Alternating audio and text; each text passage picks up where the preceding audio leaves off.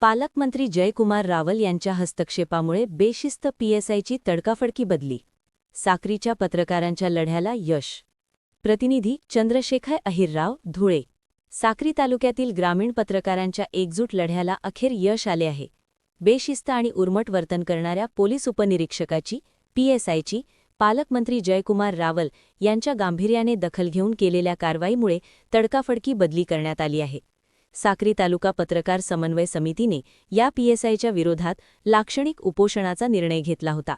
मात्र धुळे जिल्ह्याचे पालकमंत्री जयकुमार रावल आणि नंदुरबार लोकसभा मतदारसंघाचे खासदार डॉ. हिना गावित यांनी तालुक्यातील पत्रकारांची बाजू घेत जिल्हा पोलीस अधीक्षकांना संबंधित पीएसआय विरुद्ध तात्काळ कारवाई करण्याचे निर्देश दिले.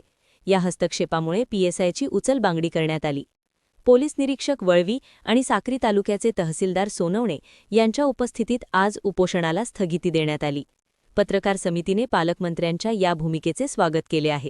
मात्र साक्री तालुक्याच्या आमदार सौ मंजुळाताई गावित यांनी पत्रकारांवर होणाऱ्या अन्यायाबाबत एकही शब्द न काढल्याने पत्रकारांमध्ये तीव्र असंतोष व्यक्त होत आहे. समितीच्या बैठकीत आमदारांच्या या भूमिकेचा ठराव करून निषेध नोंदवण्यात आला.